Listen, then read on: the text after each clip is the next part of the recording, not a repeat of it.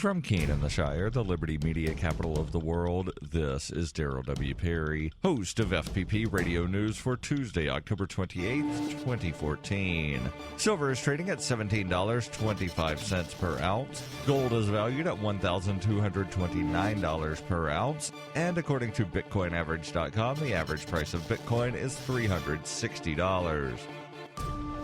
Antiwar.com reports the U.S. Army has announced that it intends to quarantine every single U.S. soldier returning from deployment to Liberia out of an abundance of caution about the possibility of Ebola exposure. Dozens of soldiers have already been placed in 21-day quarantine in Italy over the weekend, including Major General Darrell Williams, the outgoing commander of the operations in Liberia. Expanded across the operation, this would cover 882 troops already assigned to the area, as well as thousands of additional troops that are en route for the ever-expanding anti-Ebola campaign.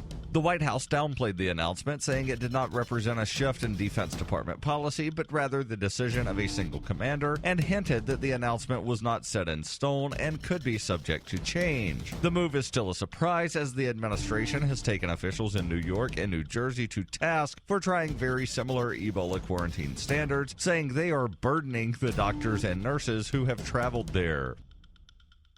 You can support FPP Radio by joining the Fans program. Fans are friends, allies, and Numery supporters. Fans help FPP afford to produce more original content. To learn more or to join the Fans program, visit fans.fppradio.com. That's fans.fppradio.com.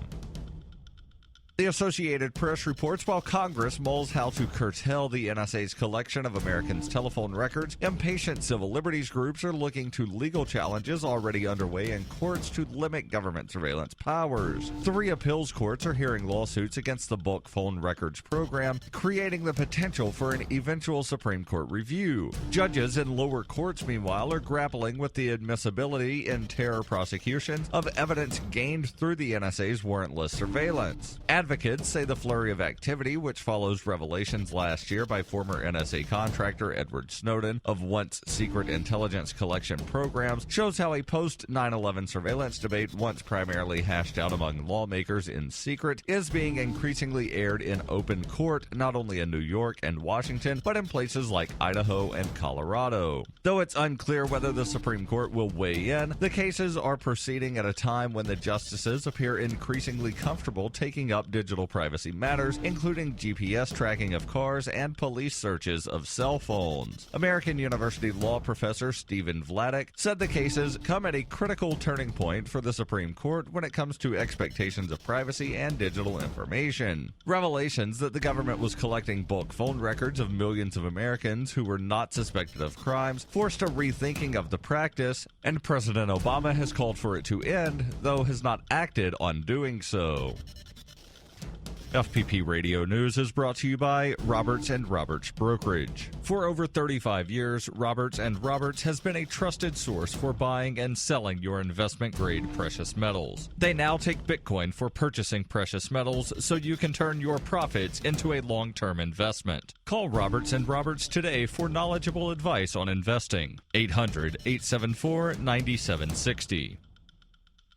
Reuters reports Toronto voters replaced their notorious mayor, Rob Ford, on Monday and rejected an attempt by his brother to take the city's top job, electing instead a conservative politician and broadcaster who promised to unite the city divided by 4 years of scandal and vitriol. John Tory, a former Progressive Conservative Party leader in Ontario, won the election in a closer-than-expected race, according to the city's election website, fighting off a strong challenge by the mayor's brother, Doug Ford. With about 99% of the ballots counted in Canada's largest city, Toronto's election website showed Tory with 40.3% of the vote, ahead of Doug Ford's 33.8%. Rob Ford withdrew from the mayor's race in September after being diagnosed with a rare and aggressive form of cancer. He threw his support to his brother, a city councillor, who took his place on the mayoral ballot.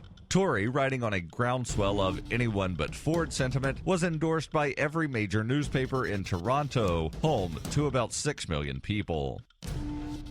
This has been FPP Radio News, online at fppradio.com.